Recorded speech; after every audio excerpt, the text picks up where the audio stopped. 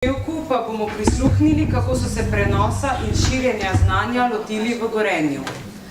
V skupini Gorenje so razvili inovativno in celovito izobraževalno okolje, Korporativno univerzo Gorenje, ki je tudi v evropskem prostoru prepoznana kot primer dobre prakse. Prednostni cilj univerze je predvsem povezovanje ljudi na skupnih izobraževalnih, poslovnih in kulturnih osnovah. Poleg pridobivanja in prenašanja znanj ima univerza pomembno vlogo pri spodbujanju inovativnosti zaposlenih in razvoju sposobnosti za delovanje v multikulturnih timih. Danes bi morala biti z nami sicer magistra Irena Vodopivec, ki se zaradi bolezni konference žal ne bo uspela udeležiti, tako da bo namesto nje danes z nami na odru gospa Maja Bradeško, pomočnica direktorice razvoja kadrov in Korporativne univerze Gorenje. Izvolite. Hvala lepa, hvala za besedo. Zdaj, kar se tiče seveda skupine Gorenje, mogoče samo na začetku nekaj osnovnih podatkov. Skupina Gorenje je, se pravi, od njenega začetka pa do današnjih dni širila svojo dejavnost, širila število zaposlenih in smo se nekako zdaj stabilizirali pri številki zaposlenih, približno 10 do 11 tisoč zaposlenih po celem svetu. Naša temeljna dejavnost, v zadnjih letih dajemo precej fokus na temeljno dejavnost, se pravi proizvodnjo velikih gospodinjskih aparatov. Naši razvojno-kompetenčni centri so doma, se pravi v Sloveniji in v tujini, proizvodnja v Sloveniji in v tujini. Globalno smo pa prisotni na, se pravi, na praktično v 90 državah sveta. Kaj to za nas pomeni, potem z vidika predstavljene teme, bolj podrobno potem v nadaljevanju. 95% naše proizvodnje moramo seveda izvoziti v tujino. Naši prihodki so trenutno 1,3 milijarde, se pravi v naslednjih letih do leta 2020 nekako cilj 1,5 milijarde, kar pomeni, da je predvidena kar tudi v prihodnjih letih precejšnja rast. Se pravi, naš razvoj je seveda šel, bi rekla, z vidika posla po naravni poti v Velenju. Hkrati šlo pa seveda vmes tudi, se pravi, smo se povečevali oziroma večali obseg tudi s prevzemi.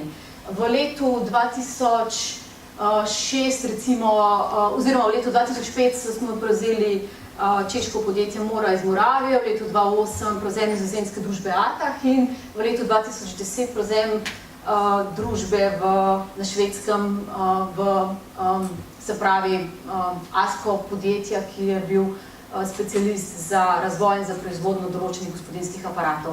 Spet pomembno z vidika tega, kar bomo potem v nadaljevanju tudi se pogovarjali oziroma poslušali.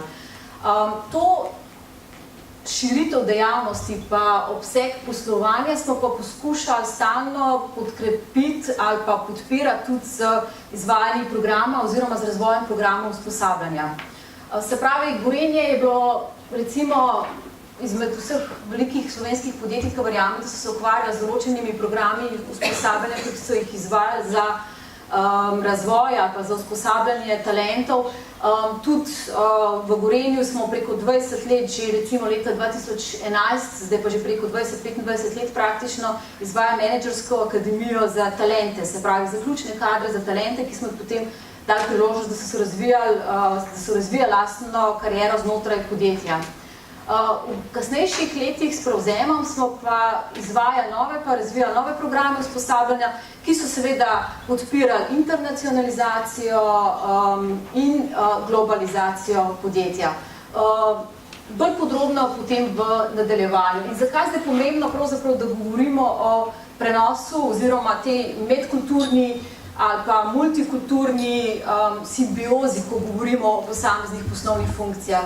Mi imamo znotraj ključnih procesov podjetja, recimo, če govorimo spet o področju razvoja, ki je eden ključnih procesov v podjetju, ustanovljena razvojno-kompetenčne centre za razvoj posameznih kategorij gospodinjskih aparatov v Velenju, na Nizozemskem in na Švedskem. Se pravi, tukaj že osnovni proces vstopajo kolegi z različnimi izkušnjami, z različnimi znanji, mogoče tudi z različnim vrednostnim sistemom in bomo potem naprej tudi videli, kako se nam to odraža recimo znotraj enega takega programa usposabljanja, ki smo ga razvili tudi za področje razvoja. Ko vstopamo v naslednji proces, recimo eden izmed seveda ključnih procesov je proizvodnja. Proizvodnja na Češkem, proizvodnja v Sloveniji in pa v Srbiji. Se pravi, mi smo selili v preteklih letih proizvodnjo iz severa na jug, seveda zakaj le vemo, ne?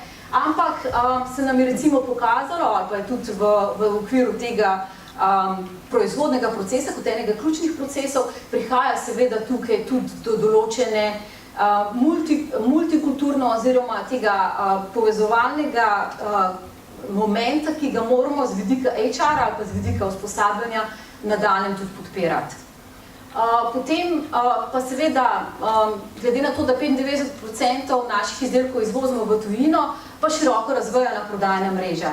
Nas je približno 5000 zaposlenih v Sloveniji, več kot pol pa v tujini. Se pravi, imamo proizvodna podjetja in hkrati manjše prodajne enote oziroma predstavništvo v tujini, ki jih seveda moramo v smislu naših vrednot, našega skupnega delovanja uspešno postaviti na iste temelje. Se pravi, da čim bolj enotno delujemo, da sledimo isti viziji in isti strategiji. Torej, potem pa pride še ta moment, ki je pa seveda